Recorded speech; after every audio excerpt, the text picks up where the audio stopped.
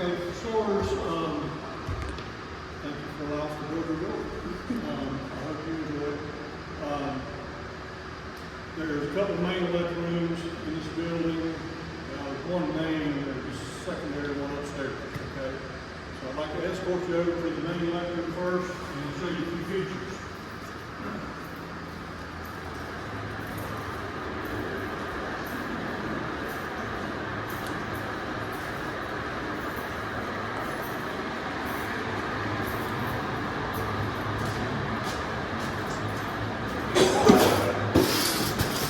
Taking that drive around.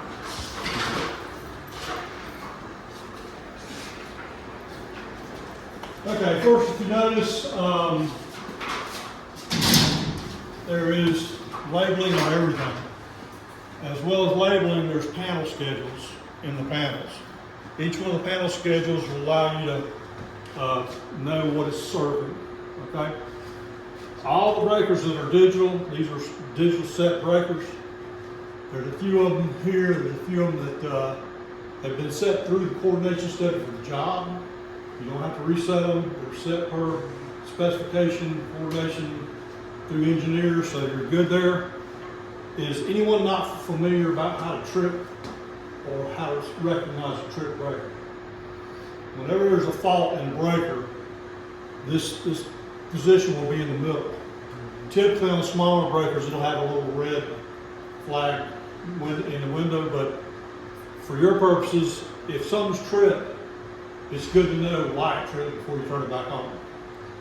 If you go to turn it back on and it trips again, you definitely have a fault, you have a problem of some kind. I would suggest if it is tripped, get somebody from maintenance with experience with electrical to check that out for you. Typically, if it's like a 20 amp breaker, it may have been a nuisance trip, so it might have happened, it loaded, spiked from Duke, who knows, but in that case, you flip it one time off, you flip it on. If it trips again, you got a problem, okay?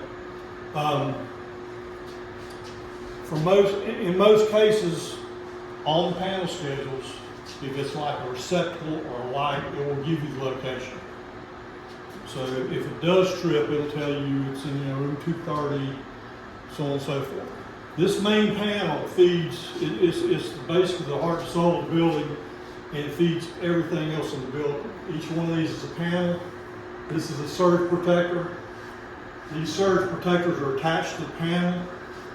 If you come to the surge protector and one of these lights are red, or all of these lights are red, that means there's been a surge, and you basically have to get the new part for this, or parts for this, to basically have your next surge protected.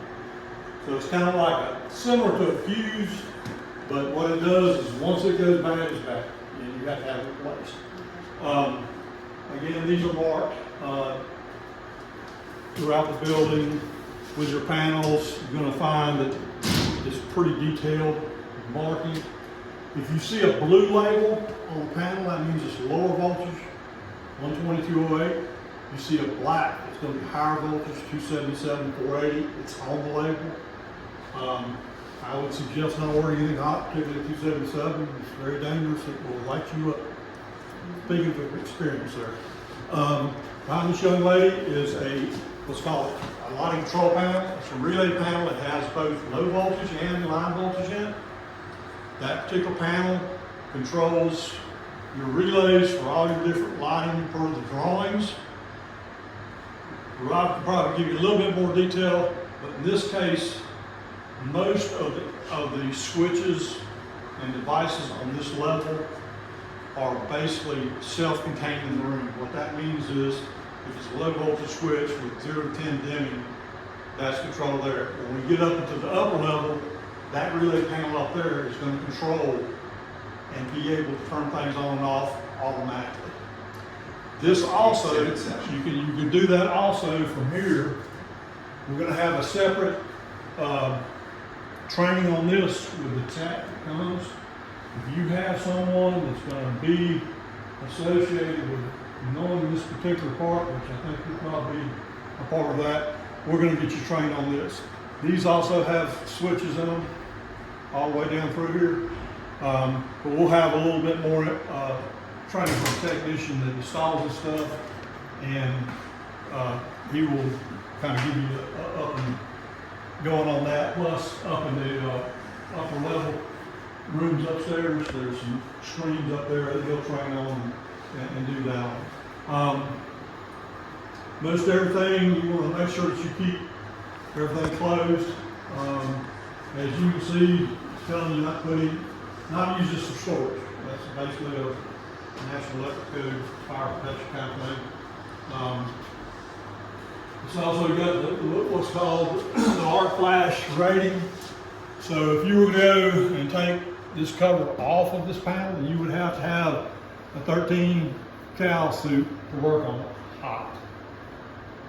To turn this particular panel off, you can turn the main off, but the main incoming from utility is still going to be hot. So the only way really to turn this panel off completely is through Duke Power. Everything else that goes downstream of that, it will turn off and shut the whole panel down. So you can shut that breaker down. This is a sub-feeder panel. It's going to do the same thing. And you can see the panels it feeds. So basically your high voltage panel feeds through your transformer, primary side, high voltage, secondary side, 12208. If for whatever reason you come in the room's real hot for some reason, you come over here and you touch that transformer real hot, you got a problem. So typically that doesn't happen, but just note that. I've gone into hospitals, buildings, schools, different things, and got there and did that. If it's too hot to touch, phone call to maintenance immediately. That's a big deal. All of your electrical boxes, as you can see in this particular room, you've got covers that are marked, they're painted. They're going to be painted either black, red, or blue to match that voltage. There should be a legible circuit number with that, so that you're able to basically look up and say, okay, well that's coming out of panel R1, circuit 16, 120 volt. That'd be feeding down that panel right there. So again, just to recap, everything's labeled, overhead, all the panels are labeled, inside the panel schedules. If you want, I have a Word document file with all these panel schedules that I can send to Paul here. If you ever want to update your panels, it's real simple to do. But I'll forward that to him where he's got it. I was waiting until we finally got through the last gap stages to make sure the panel schedules can stay what they were. But I'll send that to you and you can forward it to the proper people. Sounds good. Okay. If you want to go upstairs, the upstairs panel room, it's got a couple of panels in it. It's kind of the same speech. It's up to you guys. If you want to go up there, we can kind of look at It's it. in that 230 room, the orientation room. Yeah, it's kind of off in that back corner of that. There's another lighting control panel in there like this, but it's smaller, and that's going to control the exhibit area and that area by the desk upstairs. There's going to be another screen up there, and that's how you're going to be able to control the lighting upstairs. Yeah, let's check it out. Before we leave this room, this is a lighting inverter. We've done that. You've done that one? We've done that one. You saw? Okay, so the one thing that your maintenance people need to do is at least do a minimum of yearly check on batteries. And make sure that it's not getting a little bit below what generally you want to have. As you can see here, this is your main ground bar. Never disconnect that for any reason. Basically, that's your safety. I mean, if something goes to fault, you want to go to ground. The whole building has a lighting protection system. There's a ground loop that goes all the way around the building with ground rods driven. It runs all the way up to the roof with ground terminals, they call them, little, antenna looking things you see up on the roof that tie all together. And hopefully, if there's a lightning strike against that, it dissipates out through the ground versus damage to the building. Okay. What else, Rob? Did I miss anything? I don't believe so. In your submittal or in your O&Ms, you'll get a lighting submittal and each light in the middle will have your different, all your fixtures are LED type fixtures for the most part. I think. They're all everything. That's a good thing, because typically they last a lot longer, and they don't burn as hot, and basically drivers don't go bad. But if they do, I think you've got at least a 1 year, if not more, warranty on them. Just let us know, let Paul know, let one of us know that we've got a driver went bad, and we'll get one for you to get replaced. These. All right, those there are monitor modules for the fire alarm system. And you'll see them in different places. Have they done the fire alarm training yet? Okay. So basically, if your elevator, if you have a fire alarm event, okay, just a smoke hit goes off, your elevator is going to close and it's going to come down to the bottom floor and it's going to open. If for whatever reason you have inside one of these rooms a heat detector, that's your second level, which means, okay, we got smoke, now we got fire. That elevator is going to open, that breaker is going to shunt trip that feeds that elevator, and it's not going to, until you reset the shunt trip elevator, the elevator will not run after that point in time. And where is the shunt trip breaker in there? Right there. That's monitoring right there. That's why it's got a blue label and a black label. You have 277 and 120.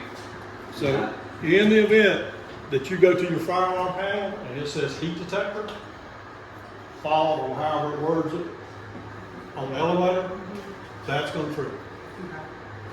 That's where you want to come back and before you want to reset the fire alarm panel, obviously identify the problem.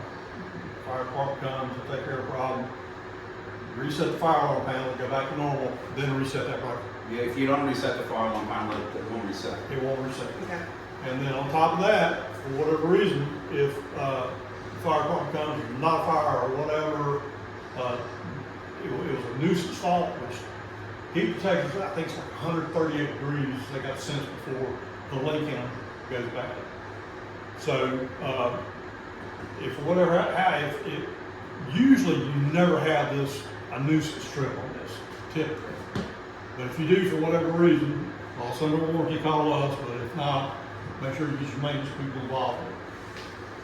Any questions about that? Because that's kind of a pretty big thing right there.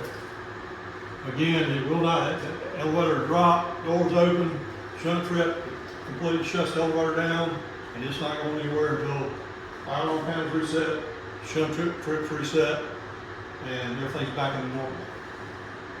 Okay? One of the other features you got a screwdriver. Let's try back again. We're gonna go out and look at the cam lock cabinet outside next.